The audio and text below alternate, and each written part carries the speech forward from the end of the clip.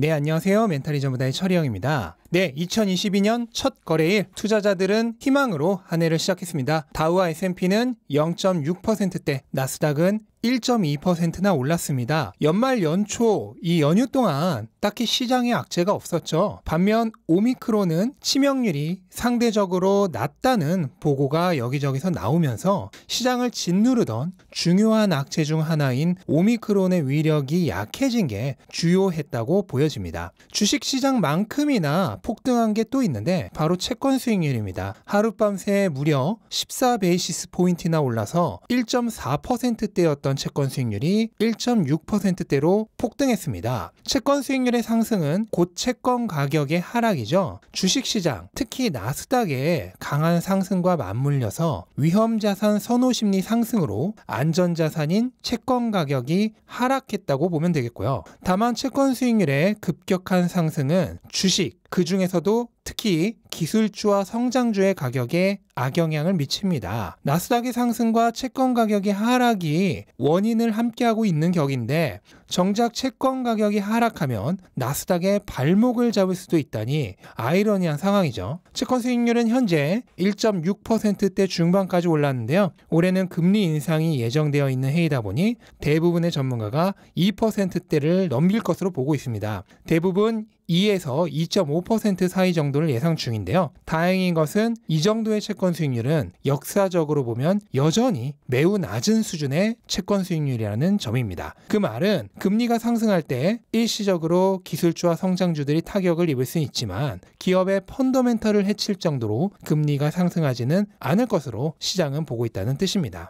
네, 시가총액 1위 기업 애플이 장중 한때 시총 3조 달러를 달성했습니다. 애플은 오늘 182달러 88센트라는 신고가를 경신하며 한때 잠시 3조 달러 기업이 되었는데요. 다만 장 마감 기준으로는 3조 달러에서 아주 약간 못 미치는 상태로 마감을 했습니다. 애플은 보시다시피 현재 최고조의 주가 흐름을 보이고 있습니다. 특히 최근 시장이 오미크론과 금리 인상 이슈로 별로 안 좋았었다는 것을 감안하면 시장 대장주다운 엄청나게 강한 모습을 보였다고 볼 수 있겠고요. 이유는 아이폰의 매출이 모두가 예상했던 것과는 달리 공급망 부족 현상을 이겨내고 생각보다 호조라는 예측 때문이죠. 과연 애플이 시장의 기대를 만족시켜 주면서 이대로 3조 달러 기업에 안착할 수 있을지 기대가 모아지는 장면입니다. 반면 한때 시총 1위 후보로 거론되기도 했던 아마존은 오늘 상승하긴 했지만 여전히 박스권의 중간에서 머무르고 있습니다. 아마존은 세계 최고의 이커머스 기업으로서 팬데믹으로 인해 수혜를 입었던 기업 중 하나죠. 하지만 백신 보급률이 늘어나면서 반대로 현재는 그 피해를 입고 있는 기업이 되고 있습니다. 팬데믹 기간 동안 폭발적으로 늘었던 성장률이 백신 보급과 함께 급격하게 약해지고 있다는 얘기죠. 그로 인해 주가는 무려 1년 6개월째 박스권에 갇혀 있습니다. 다만 최근에는 저점을 조금씩 높이고 있는 모습이 보이고 있는데요. 장기적인 추세로서는 긍정적인 모습입니다. 아마존이 박스권을 뚫고 날아가기 위해서는 반드시 재성장을 시작했다는 것을 입증할 만한 실적이 필요합니다. 과연 올 1월에 있을 실적 발표가 그 계기가 될 수 있을지 궁금해집니다.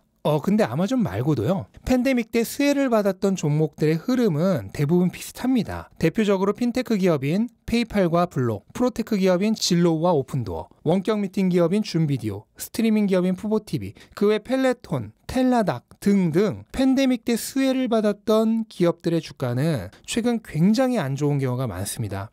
그런데 이 기업들의 실적 발표를 잘 살펴보면 그렇다고 최근 실적이 나빠진 경우도 별로 없습니다. 대부분 여전히 조금씩이지만 성장을 하고 있는데요. 기업이 성장을 하고 있는데도 왜 주가는 안 좋을까? 주가는 늘 미래를 반영하죠. 팬데믹으로 인해 이 기업들은 미래의 성장 가능성까지 어느 정도 미리 끌어다 쓴 경향이 없지 않아 있습니다. 그런데 사람들의 야외 활동이 늘어나면서 남아있는 성장 가능성이 팬데믹 기간에 비해서는 상대적으로 적다는 거죠. 쉽게 말해 앞으로 수년간은 큰 성장은 하기 어렵다는 생각을 투자자들이 하고 있는 것입니다. 이게 바로 이 기업들의 주가가 안 좋은 이유인데요. 다만 이런 기업들 사이에서도 여전히 다른 기업들보다는 높은 성장을 계속 이어나갈 수 있는 기업은 있게 마련입니다. 지금은 비가 심하게 와서 모두가 진흙 속에 묻혀 있지만 분명 그 안에도 진주는 숨어 있습니다. 그 진주를 찾아낸다면 흙탕물 속에 있는 보물을 헐값에 주는 게 되겠죠.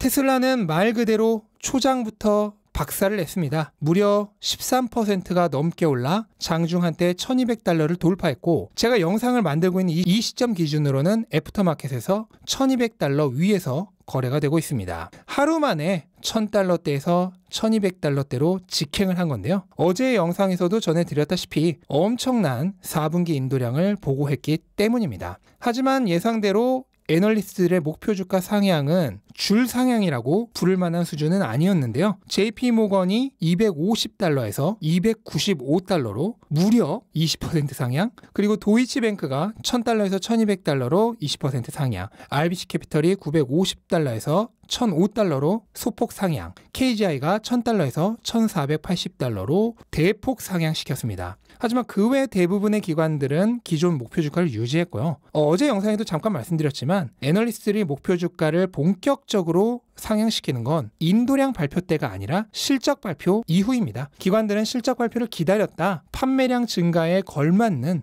수익 증가가 있었는지, 그리고 올해의 가이던스 등을 듣고 나서 종합적으로 판단한 이후 목표 주가를 올릴 겁니다. 물론 저는 실적 발표 후에 목표 주가 줄 상향이 있을 것으로 강하게 믿고 있고요. 그렇다면 실적 발표 전까지는 기대감에 의해 개인 투자자가 주도하는 상승 모멘텀이 있을 것으로 기대가 되고, 실적 발표 후로는 기관 투자자들의 기업 평가 상승으로 인한 기관 주도 모멘텀이 있을 것으로 예상을 합니다. 그리고 그 중간에는 잠깐 뉴스에 팔아라와 같은 약세 시기가 존재할 가능성은 있는데요. 하지만 기관이 주도하는 모멘텀은 그 이전 개인이 주도하는 모멘텀보다 더 강력할 것으로 기대를 합니다. 테슬라는 지난 분기 실적 발표와 지지난 분기 실적 발표 때도 비슷한 흐름이 있었는데요. 실적 발표 직후에는 그동안 기대감에 올랐던 부분을 털어내기 위한 약간의 뉴스에 팔아라가 존재했었고요. 하지만 그럼에도 불구하고 이후에 기관들의 목표 주가 줄 상향이 이루어지면서 기관 주도의 매수세가 들어오면서 오히려 실적 발표 이전보다 더 강하게 주가가 상승했던 전력이 이미 존재합니다. 그래서 이번 1월 달에 있을 테슬라의 4분기 실적 발표 후에도 이러한 기관 주도의 매수세가 이어지면서 테슬라가 강력한 상승 모멘텀을 지속해 나가지 않을까 하고 예상을 하고 있습니다. 네, 이렇게 2022년 첫 거래일의 시장을 둘러봤고요. 전반적으로 분위기가 좋았던 것 같아서 다행이고, 이 분위기를 이번 주 한 주 내내 이어갔으면 하는 마음으로 오늘 영상은 마치도록 하겠습니다. 영상 도움되셨다면 구독과 좋아요 부탁드리고 즐거운 하루 시작하셨으면 좋겠습니다. 감사합니다.